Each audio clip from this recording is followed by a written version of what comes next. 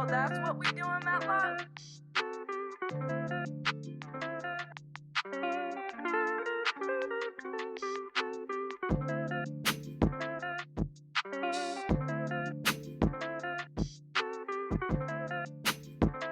All right, we are here. This is Fungame, Chris, Gatorade, Chris, all of that stuff. We are back. I'm here with my man TJ Peatross with NEO Spotlight. Yes, sir. I'm actually really excited about this this conversation because TJ and I really don't know each other that well. So this is going to be informational to me.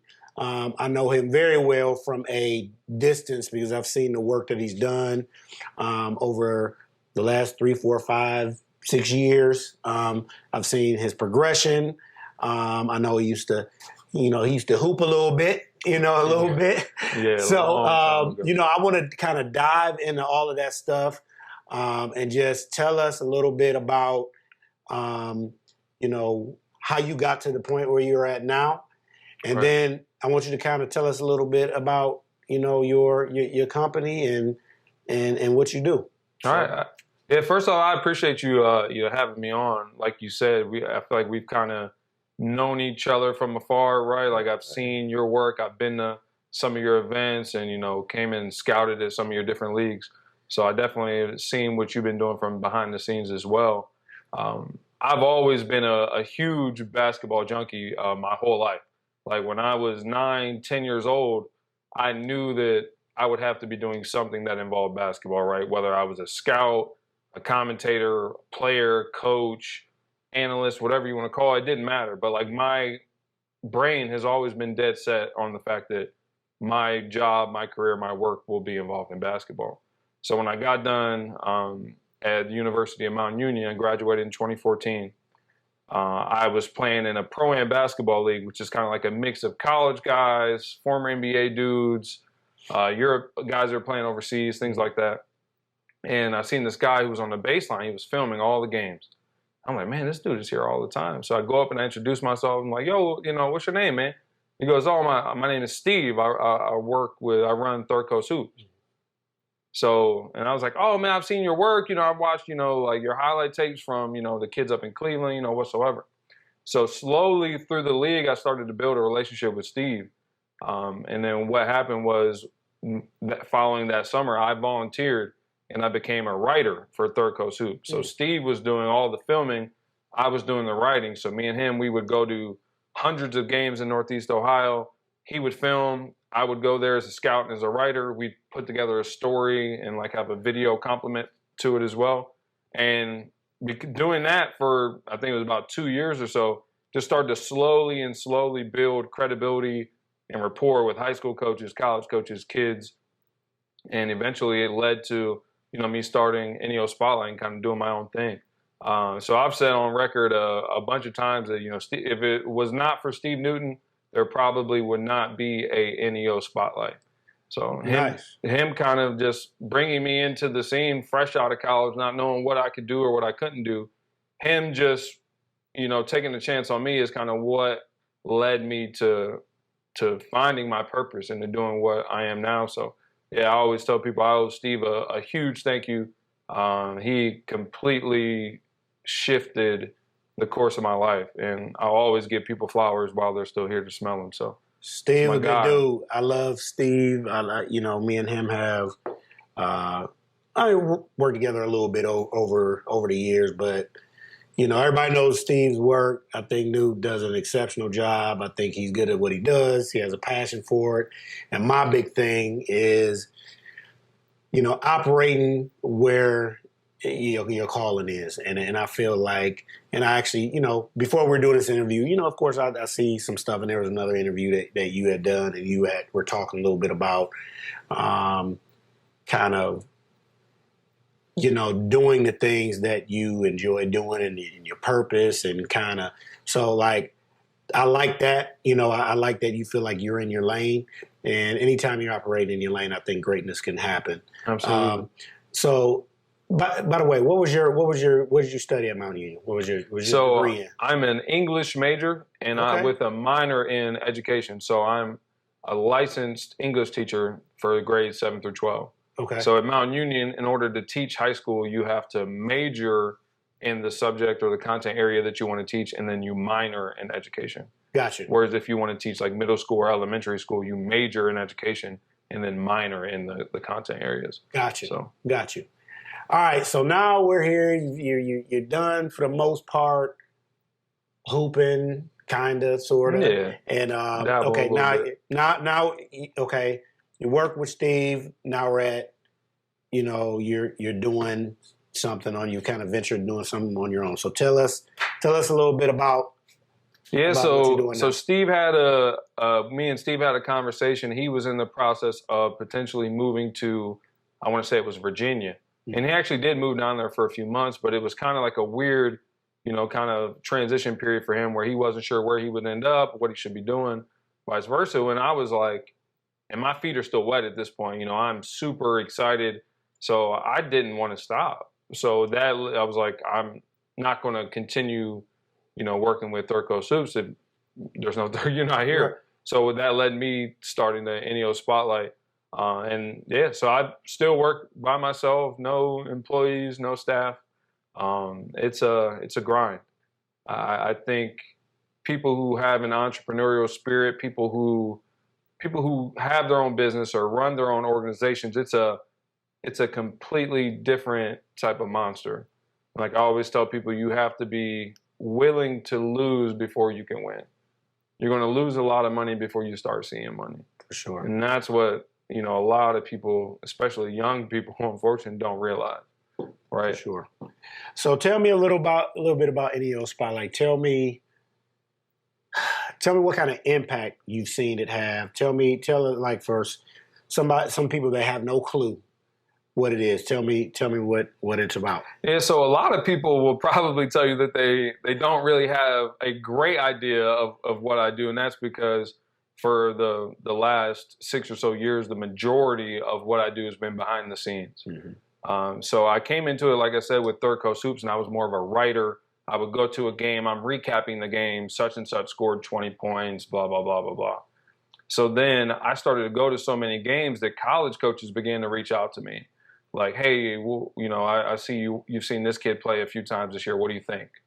And, I'm getting dozens and dozens of college coaches following me at this time, DMing me, asking me for information on kids. And I'm like, I know I'm not a college coach, right? But I'm like, there's got to be like I had no idea what an NCAA scouting service was at this time. So I looked into it, I called around to a few guys who were doing that already. And that led to me starting my own scouting service. So basically what I do is I travel when I go to, let's say, a Garfield Heights versus a Shaker Heights game, right? I evaluate any kid in that game who, in my opinion, is a college basketball player, right? A kid, whether it's a Division III, a Division II, low major, mid major, high major, whatever the level may be. And I evaluate, what does that kid do well? What does that kid not do well? I get his contact information from his high school coach. I'll put together scouting videos, highlight videos of kids, and I send them via email or, on my website behind like a paywall for college coaches. So when you go to my website, it's kind of like a shell, basically, right? You can kind of see some of the things I do. You can learn a little bit more about me, but like the meat and potatoes of what I do is private, like on my website exclusively for college coaches. Gotcha. Okay, so if I am a college coach, so I come to you and say, hey, I haven't seen James Jones play. Am I reaching out to you and asking you for information? Like these videos, you're putting together, these of players, are you doing this on your own and sending them, or are colleges requesting them, or are kids asking you? That's a great question. So everything that I do, as far as what games I go to, what events I attend, what videos I make of kids, is completely up to my own discretion. Gotcha. Right. So what I'll do, as far as making videos, I try to have a scouting video for every Division I level prospect. Mm. Because as a scouting service, the majority of your subscribers are going to come from the Division I level, just because they have the bigger budgets. You know, the D2s and D3s, you will get some. They'll take some of your smaller packages, but those guys are only focused on one class at a time. Whereas, like, you know, some Division I schools are, you know, looking at sophomores, juniors, seniors, freshmen. Not as much anymore, and we'll get to that, I'm sure. But yeah, so the majority of my subscribers are Division I coaches. So you just naturally tend to focus on those kids a little bit more. But in the process of seeing Division I prospects, you see Division II and Division III. So through that, and, you know, just from working as hard as I do, I try to go to as many games as I can. I started to build a database of hundreds and hundreds of kids across Ohio in all 4 levels that can play college basketball or have the potential to play college basketball. Got you. So just to clarify, when it comes to recruiting, you're primarily focused on basketball, or yeah, I do just boys basketball. So during the high school season, so from November to March, I focus on just Ohio. So what I try to do is during the week, Monday through Thursday, I'll spend in Northeast Ohio. I'll go to a Tuesday game, a Wednesday game, a Thursday game. And then Friday and Saturday, if there's not a big event or like a must-see game going on in Northeast Ohio, I'll use that weekend to go to Columbus and see 2 or 3 games down there. Or if there's an event in Lima or Toledo, or if there's an event in Cincinnati or Dayton. So I use those weekends to get out and see the rest of the state while using the week to kind of touch base and see my Northeast Ohio teams. So. Okay. So, and your business had, from everything you just explained, how long has your business looked like it does now? Like, I'm sure you've scaled it over, like how Absolutely. long has it been? It's a learning process, and basketball is always changing, right? Like, the game is changing, so the needs of your clients are always changing. And the more you get into scouting and evaluating and like what I do, a lot of the times, like the college coaches who pay for my service, not all of them, but a good amount of them, they don't pay me necessarily for my scouting reports or for my highlight videos or for contact information, any of that. They'll pay me so that they can call me or text me as often as they want to without feeling like a-holes. I'll send a whole scouting report out, and, you know, some don't read it. Some read it, some don't. But they pay you for the relationship. They pay you so that they can call you at any hour of the day, pretty much. Say, hey, TJ, somebody just told me about this kid. What's the real deal on him? Can he play? Is he good enough? That's what they pay you for. The fact that they can pick up that phone and text you or call you at the drop of a dime whenever they need you. So nice. All right, so as a student, because we'll kind of transition a little bit, because you mentioned about how D1s recruit, how D2s recruit as far as the classes. right. So talk about that a little bit. Talk about, you know, how things have changed from like the freshmen, D1s looking at the freshman class, maybe they aren't anymore. Right. And just explain that dynamic now. So typically, right, like I'll start from the bottom, kind of work my way up to the top. So Division III schools, they will only focus on seniors, right?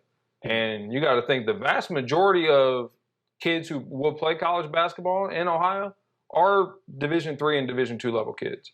So a lot of people have this like tendency, oh, I'm a freshman and I'm a sophomore. Why hasn't my recruiting started? Well, chances are you are a small college prospect, whether you're a Division III kid or Division II kid, or even if you're a low major, mid-major Division I kid, they are not concerned with you at this time. You know, if you're a freshman, sophomore, you were 3-4 years away from helping them win, right? These guys, they have to make a living. They have to win games. They have families. They have kids, right? So they need to make sure that they have a job next year. So they're not going to invest a ton of time into a kid who's 3-4 years away from helping them out.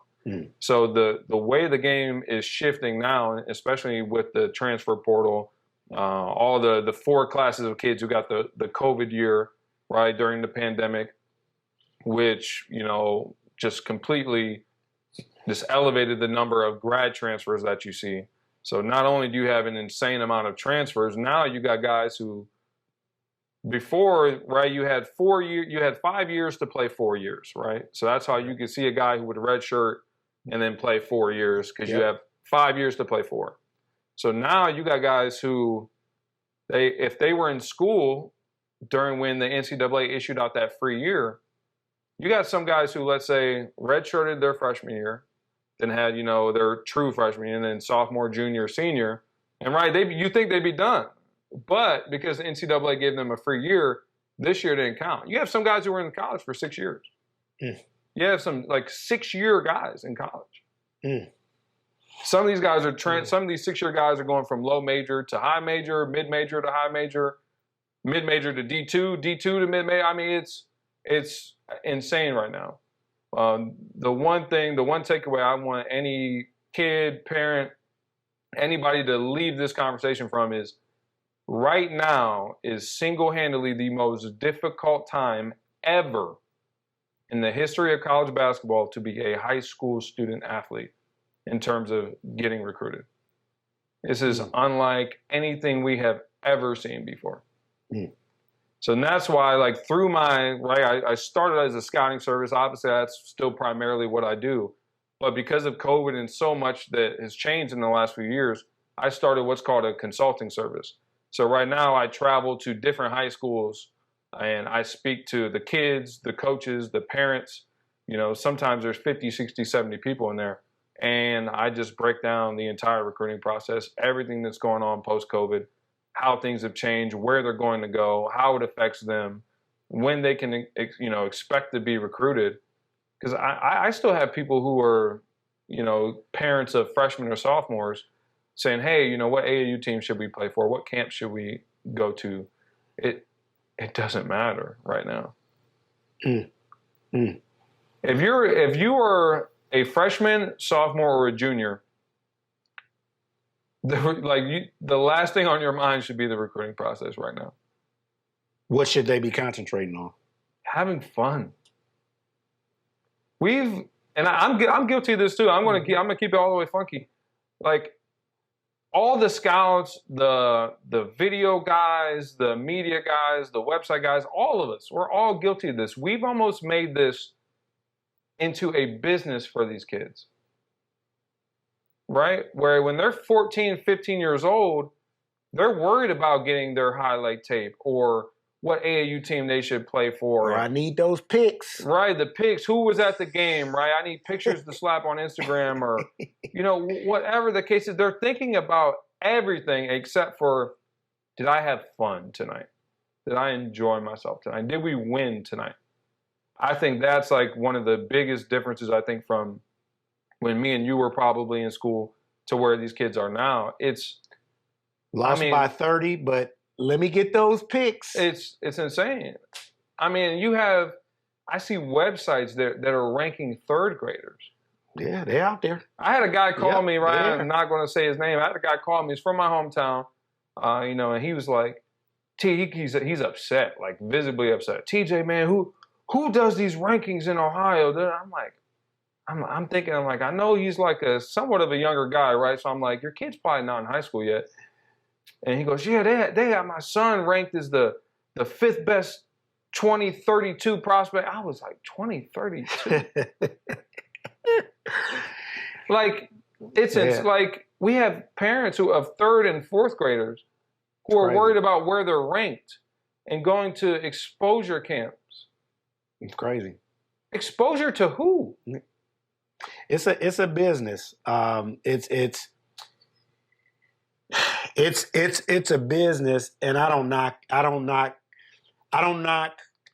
Get your money. Well, yeah, I don't knock business, especially in this realm, because that's part of what I do. But it needs to be.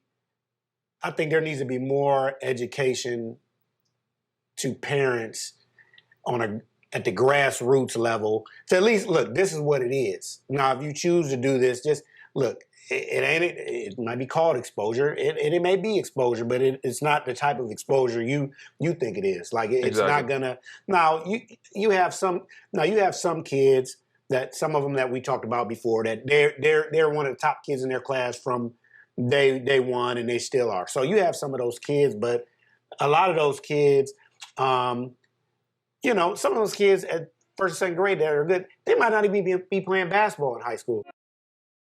I often, I have two boys at two high schoolers at home, and I often tell them, like, look, especially, so I have a freshman son, I have a daughter and a son that's both Right. freshmen, but I tell them, like, look, everything counts now. Everything counts now. Your grades when you're in the 8th grade, in middle school and elementary school, like now is when it counts. So like talking about like recruiting and your behavior and just kind of like, in addition to you building your GPA, your cumulative GPA once you start high school, kind of talk about your college's perceptions of players once they hit high school. So, like you hinted at, anything before your freshman year of high school doesn't matter. It goes out the window. The second you become a freshman, right, and that GPA starts, and it's not just your cumulative GPA that you need to worry about, your core GPA that you really need to worry about. Like the NCAA is only concerned with your core classes: English, math, science, history, foreign language, religion. That's it. All right, so not only does your GPA start, but also that's when kids start to really panic and start thinking about recruiting and what can I do, what should I be doing? Where in the reality of it is the only people who are oftentimes concerned with freshmen and sophomores are guys like me, right? Because my job is a scouting service, and as a scout, I need to stay 1 to 2 classes ahead of my college coaches. The vast majority of college coaches, right, Division III, Division II, low major, mid-major, right, they recruit 1 class at a time. If you asked a Division II college coach to name 10 sophomores in the state of Ohio, they would not be able to do it. They do not care. They don't have the staff. They don't have the budget, right? So they focus 1 class at a time. Anything before your junior year, it doesn't matter. I've seen kids have offers, right, as freshmen and sophomores that aren't real. Let's talk about that. What does that mean? Okay, because I've seen offers, 8th graders, 9th grade. Let's talk about that. The vast majority of offers that you see on social media are not real, which sounds crazy, right? You ask yourself, how is an offer not real? I'll give you a perfect example. There was a kid who graduated. No names, please. No names, never any names. But there was a kid who graduated, and he was a class of 2022, right? So he's a freshman in college right now. When he was a junior, I see on Twitter, blessed and honored to receive an offer from insert school here. And I go, oh, okay. It's a Division I school. So, oh, okay. I'm driving home. It's the same day. The head coach from that said school calls my phone. We're talking, hey, T, how's it going? Da-da-da-da. He said, what do you think about this kid? And the kid he was asking me about was the kid that they just offered. And I go, yeah, he's good. He's might not be good enough for you yet, but he's got a chance to get there. And the coach goes, oh, okay, good. I've never seen him play. And we both started laughing. I go, well, coach, and I was like, why'd you offer him? This is literally what the coach said to me. He said his AAU coach called me and said, hey, can you do me a favor and offer my guy to get his recruiting, just to get the ball rolling. It's not a real offer. They never seen the kid play. Don't know what he looks like, anything. And it's almost unfortunate because oftentimes the kids don't realize that. The kids think that these offers are real. And it's not only just AAU coaches. You see this happen at the high school level as well. A lot of offers that you see flying around are relationships. Oh, yeah, we'll offer this freshman or sophomore that you got. Because you know why they do that? They say, hey, if we offer this guy, when this guy that we really want, who's at this college, goes in the portal, send him our way. It's a favor for a favor. Oh, yeah, I'll offer this young kid. Psh, I don't care. He's a sophomore. It doesn't matter. But if you get a guy that goes in the portal that I want, you better send him my way. It's a relationship. They're relational offers is what I call them. It's not a real, the kid can't take it. If an offer does not come after a college coach watched you play in person, it is more oftentimes than not a fake offer. This is so good. Now I'm going in a different direction. See, this is so good. This is so good. It's the reality. So okay, so tell us. Okay, I'm trying to get my thoughts together. So if a kid gets offered in the 9th grade, and let's just say it's a real offer. Like, when is a kid able to sign? Is a kid able to sign an offer in the 9th grade? No. Can they rescind an offer? Can you talk about that? Kind of how that works? Can they take away an offer? Can the kid decommit? Let's talk about that. Let's use that example. Let's say a kid gets an offer as a freshman, right? And let's say the coaching staff that offered that kid gets fired. Do you think that kid still has an offer to that school? Probably not, right? Probably not. Let's say that kid doesn't get any better. He doesn't progress at the way that me and other guys involved thought that he might. An offer means nothing. This is what kids don't understand. It means nothing. You're so worried about it's like air. It just evaporates. Nothing is official until you sign a letter of intent. You can't sign a letter of intent until the early signing period, which is the fall going into your senior season. Anything before that is not binding. They could offer you today and then not take you tomorrow. I'll give you an example. There was a kid, 2017. Mind you, this kid has 0 scholarship offers. He gets an offer from a really good Division II school. You know, it's July. It's the second live period in July. There's one more live period at the end of the month, right? They offer this kid during the second live period. They say, hey, such and such, we want to give you an offer. But you only have 2 weeks to take it. Wow. Or we're going to move on to somebody else. So the kid goes, oh, I want to play out, this weekend and next weekend, to see, where else my recruitment goes. So this kid doesn't commit to the school. He plays that live period, and then he plays the next one. He doesn't get anything else, doesn't get another offer after that live period. So he calls that school, says, hey, coach, I'd like to commit. And they said, well, sorry, we moved on. We've given your scholarship to another kid. Wow. That happened within 2 weeks. Wow. So what do you think can happen from your freshman year to your senior year? Wow. So what would be your advice for an understanding that each kid, so this is a tough question because it's never black and white, right? Right. So it's all circumstantial, situational. But in this climate, you've got kid A that has a couple D2 scholarships on the table. Maybe the kid, and maybe a few D3, and there's really no D3 athletic scholarships. But some D3 school offer you a roster position and probably put together money for you in other ways. But you have schools that are interested that aren't D1s. Right. Heading into your senior year, like, what would be your advice to that kid and that kid's parents? This is something to me that is not situational, right? Is if, given the current climate of college basketball and how it pertains to high school basketball and recruiting, if you are going into your senior year, right, and you have any offer at any level, you should, when you lay your head on that pillow at night, you should think really long and hard about taking it. Because offers aren't flying around the way that they used to. They're just not. I think there's like less than 10 kids right now who are committed to Division II schools. Less than 10 kids in the entire state of Ohio. Wow. I could check my website right now and see like the exact number, but it's not a lot. Wow. Those offers aren't going out the way they used to. I've had, a Division II coach, say, TJ, like if I have 4 scholarships available, right? Let's say I'm losing 4 seniors. They graduate, I got 4 scholarships available. 5 years ago, that coach is going to bring in 4 high school kids. right? You're going to bring in 4 guys straight out of high school. Maybe one of them be a JUCO guy or something. Now, 2 of those guys are going to be high school kids. 2 are going to come from the transfer portal. So cut in half right there. Literally, Division I, Division IIs are recruiting half the amount of high school kids. Wow.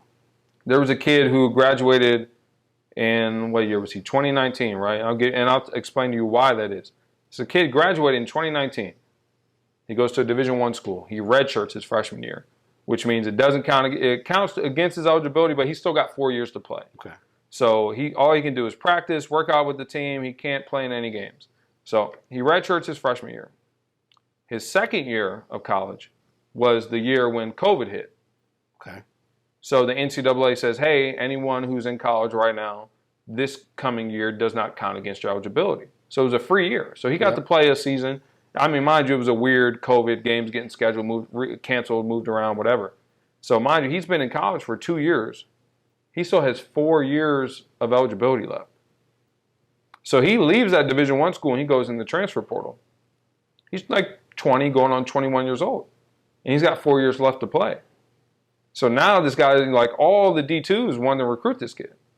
Because one, he's 21 years old. He understands the dynamics of college basketball, how it works, and study tables, the schedule. You know, he's been on a strength training program for 2 years. He's physically ready to play. He's mentally ready to play. Why in the absolute hell would I take a 17, 18-year-old kid who has never been to college and who I've probably only seen play a handful of times when I can take this 21-year-old who's already been there, who's got 4 years left to play? It's a completely different game. Wow. And what changed with that is why transfers have become more sought out and more sought after by college coaches is back when me and you were in school, if let's say you got a guy who plays 2 years at Akron, right? He's a stud. He's a really good player in the mid-major conference. And he says, hey, I want to transfer to, a high major or whatever the case may be. He used to have to sit out a year. Right. And then he would have to sit out an entire year, and it would count against you. And then you would have however many years left you have left to play. Now, that year of sitting out is completely removed. Guys can transfer and play right away. So instead, when you're looking at transfers, is like, this guy, he can't come help us because he's got to sit out a whole year. Now these guys are coming right into the picture and playing right away. It's just completely changed the way things are going. All right, I got another question. I got 2 questions, and they both go in opposite directions. This is so good. So good. All right, so let's go this way. So you mentioned JUCO. Yeah. So we have D1, D2, D3. NAIA. JUCO. And then post-grad, prep. Right. So let's go back to that kid that has some D2, some D3 offers on the table. Thinks he's a D1 kid. Okay, maybe he is. Maybe, yeah. What would you say about the prep option or the JUCO option? Well, honestly, at this point, let's say you're a high school senior. You have a handful of Division II offers on the table, but you think you're a Division I caliber kid, and maybe you are. That's something that a lot of people don't really understand because people don't go and watch Division II basketball. Or Division III basketball. Or Division III basketball, right? There was a kid who was at Walsh a few years ago. He was a really good player in the GMAC. He's one of the best players in the MAC right now. Mind you, 2 years ago, this kid was playing Division II basketball. We talked about Dale Bonner earlier off camera, a guy who was at Fairmont State's now at Baylor. Your best bet is just to go to Division II, and if you're a Division I kid, you're going to end up at Division I. With the way the transfer portal is going, go Division II, prove yourself, ball out. So can you do that? Can you go D2 to D1? You can go D2. Right now, there is no limitations.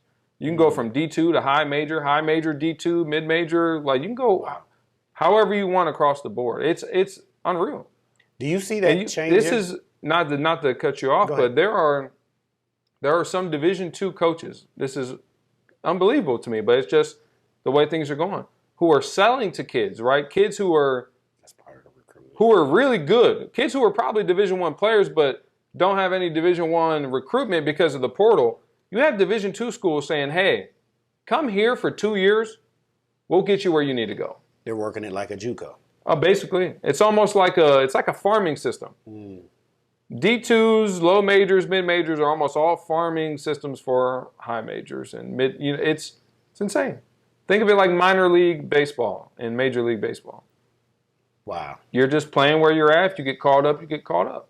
Wow. But the one thing I will say about the portal, though, and something that not a lot of people do talk about, is I saw a stat: over 60% of the kids who went into the portal last year are not playing NCAA basketball this year.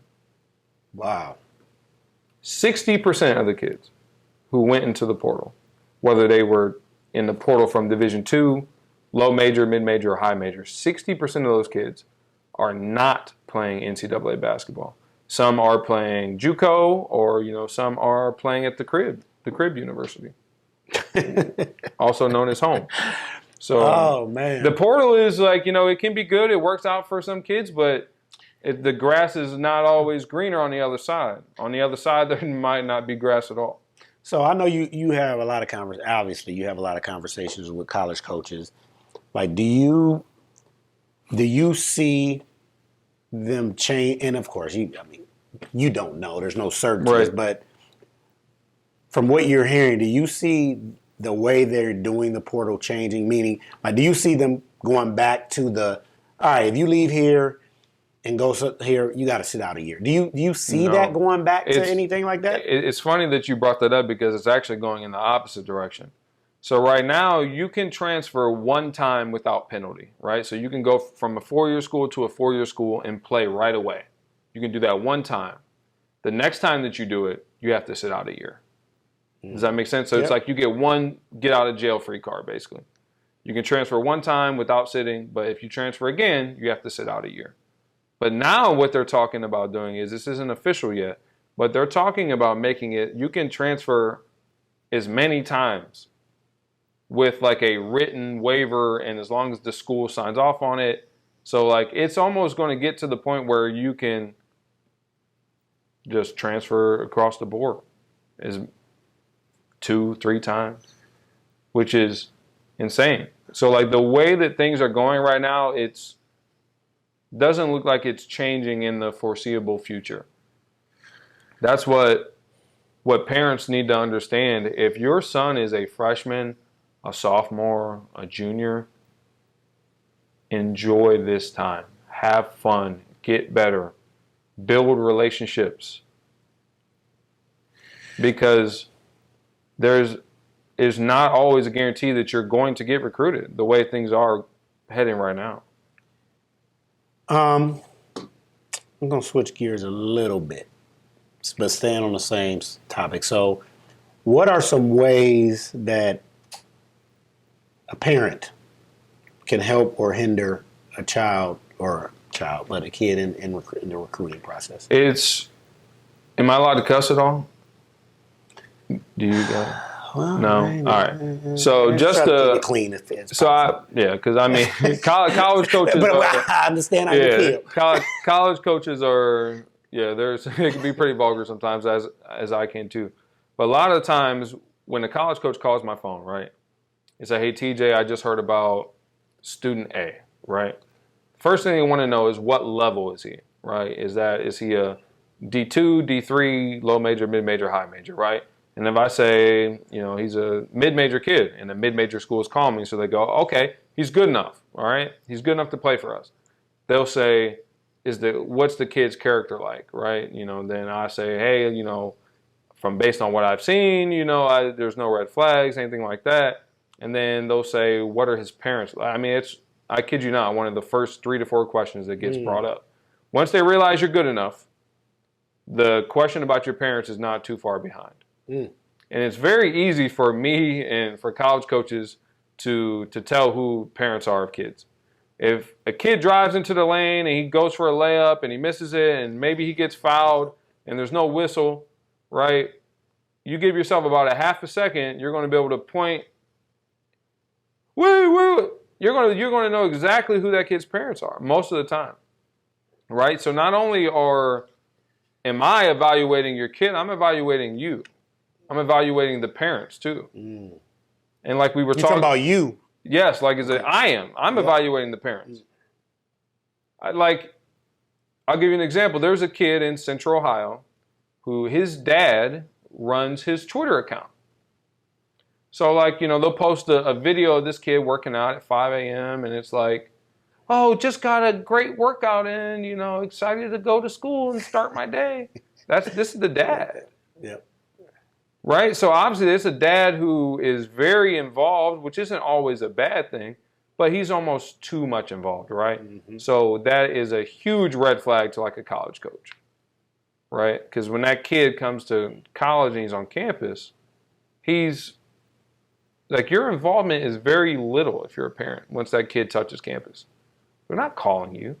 They're not going to pick up the phone and a lot of times explain to you why little Billy's not playing. It's little Billy's responsibility to go figure out why he's not playing. So the coaches evaluate the parents, and so do I.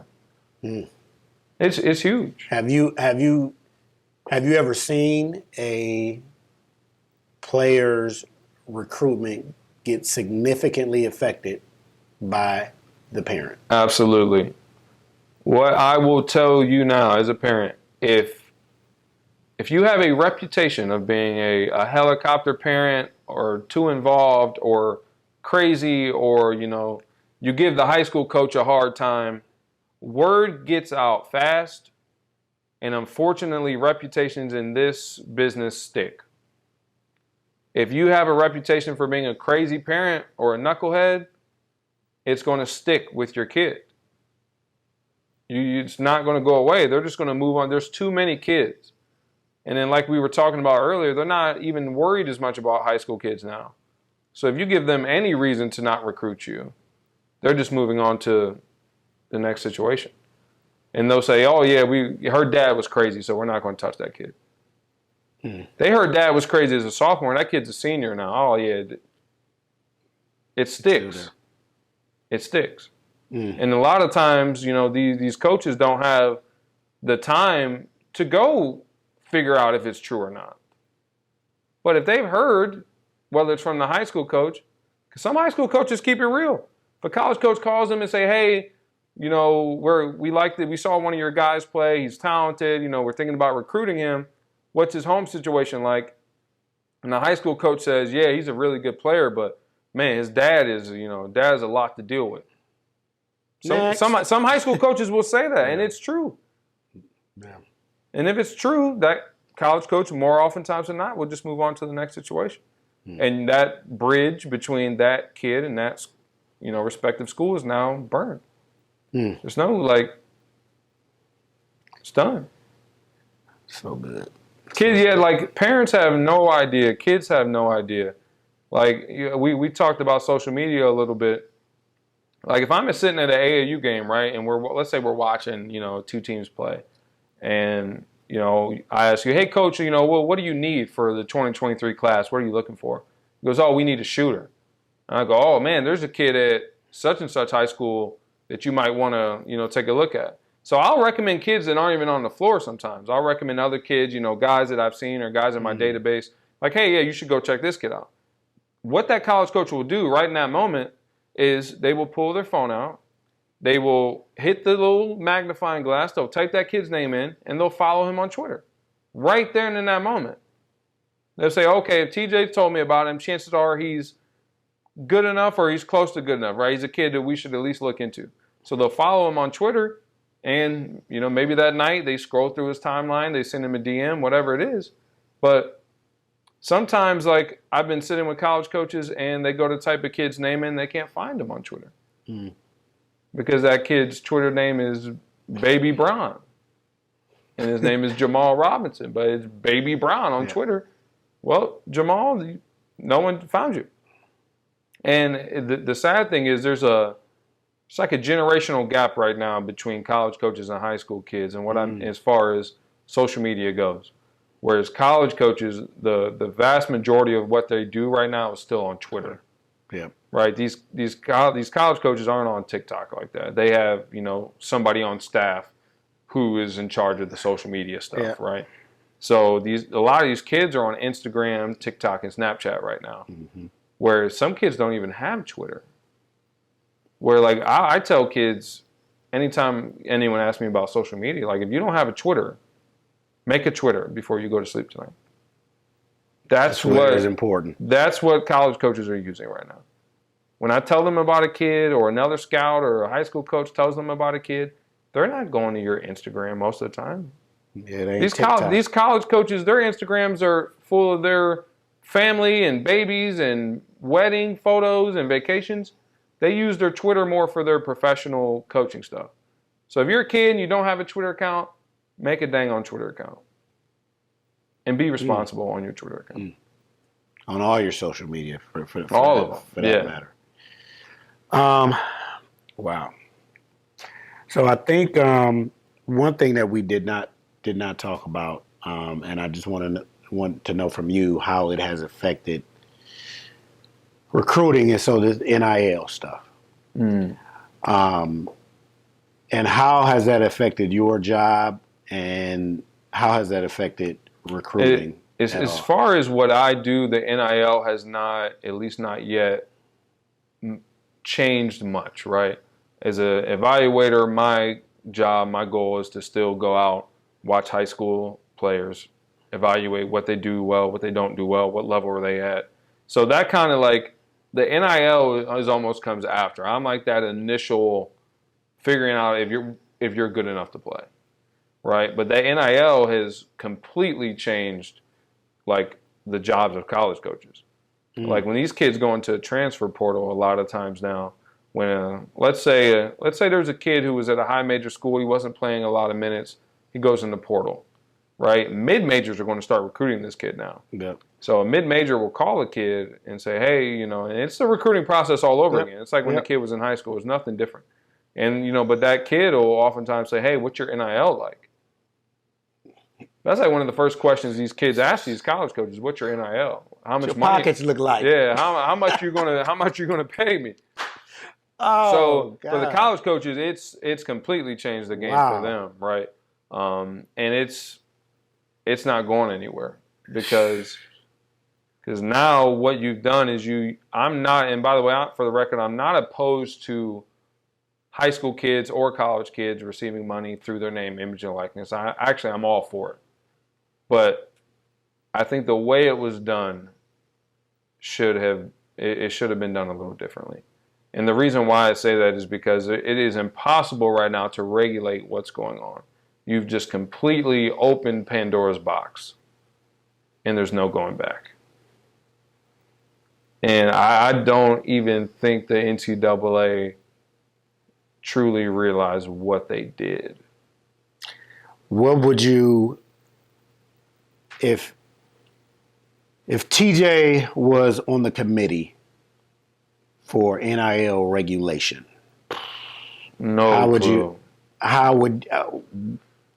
I honestly, I haven't even put enough thought into that to answer your question. Quite frankly, the majority of kids who are watching this, and majority of parents who are watching this, they don't need to be worried about NIL. That's what it is. Like if you're not marketable, if you don't have a following or a strong social media following, no companies are going to be calling your phone and blowing you up to give you NIL money, right? If you're not marketable, you don't have a brand, right? Majority of D3, D2 kids, you're not making no money off of NIL. They might get some local sponsors who give them a couple $100 or whatever. But majority of people, the NIL is not going to affect them, at least not right now. I think it is only a matter of time before high school kids in Ohio are going to be able to make money off of it. It actually just did not pass a few months ago. It was, it went to vote. It didn't pass. But I do think it is a matter of time before it does pass. And when that happens, things will change. We talked about media and it's non-traditional from like when, both you and I were in high school. What advice would you give athletes regarding engaging with non-traditional forms of media? Like, kind of like when you started, You know, and working with now everything's changed. So what advice? My advice to anybody who's looking to, whether it's to get into the video highlight industry, right, the mixtapes, or whether you want to become a scout eventually, or you want to just become a writer and start your own website, whatever that is. My biggest thing to tell people, especially young kids, is to listen more than you talk, because quite frankly, you have no idea what you're doing. I look back to my first year as a scout, right? You have no clue what you're doing. You learn from guys who have been here, who have been doing it longer than you have. And you take their experiences, you take their words, and you add that into what you know. You put your own spin on things, right? But you're learning so much. I almost would recommend kids to get under the umbrella of somebody, right? Is it whether you're an intern, a volunteer, go just learn. Go soak it up before, like, I feel like kids are so eager to, like, make a Twitter account, put a picture of Ohio as their profile picture, and, make it, I see like 5 of these accounts pop up every year. NEO sport, NEO basketball, NEO, like or Ohio. Like, and there's no picture, right? So for one, people have no idea who the hell you are. There's some people who don't know the name of my brand, but they know me. Yep. And why is that? Because I am the brand. If I don't know who you are, what I'm trying to say is this is it's a relationship business. If you don't have a face or a name behind what you do, you're just an avatar. You're just a Twitter account or an Instagram account. People are so quick to go and try and start their own thing, which I think is amazing, and I feel like you should. But soak some game up first. Figure out what you're getting into. Because it's almost disrespectful when you have people come in and say, oh, I'm a scout. You made a Twitter account, right, and you're a scout. That's disrespectful to the people who've been doing this for years. Mm-hmm. So I tell anybody is to take your time, learn the craft. If you want to become a scout, one thing that I wish I would have done is I wish I would have went to school as been a manager, right? Went to Division I school as a manager, or and then worked your way up, become a grad assistant, go coach, and start that way if you want, right? But like, be involved in something. It's okay to be under somebody, right? To be under that umbrella before you step out in the rain. It's okay. That's good. That's what I would tell people. That's good. I there's so many people in the industry that, I feel like that puts in the work, behind the scenes that I see, like yourself. We know, the work Steve's done. Matt's another guy that, he's incredible guy. He's out of this world, of what he does. So there's a lot of guys, I think, that do it the right way, and there is no right way. You got to think outside. You got to be yourself. Right. But at all times. But I think what you said is key, is that the experience and the knowledge has to come from somewhere. Everything can't be throwing darts. Everything can't be a wing it. Exactly. So no, I think that's good stuff, man. Like I said, we can sit here and talk for hours and hours and hours. Things. And I appreciate you coming on, man. This is the kind of a conversation I've been looking to have for a while. Just needed to be the right time, and I just know that there was so many nuggets that were dropped that I'm really looking forward to getting this thing edited and packaged up so we can get this out to folks. So tell everybody where they can, your website and your Twitter, and tell everybody, and we're gonna probably drop that in too. But yes, so you can follow me on Twitter and Instagram at NEO_spotlight. If you want to see more about what it is that I do exactly, you can go to neohiospotlight.com. And what I also do on top of running a scouting service is I run a consulting service where I work directly with student athletes, parents, high school coaches, and just educating them on the recruiting process, helping them take those next steps, figure out what they should do. So if you are a parent and you feel completely overwhelmed by the process right now, don't hesitate to reach out. You know, we can set up a consultation, get things going, and kind of give you an idea of what you and your student athlete can do in the meantime. TJ Peatross. Appreciate you. One of the best in the game right now. Check you guys later. Oh, that's what we do in Matlock?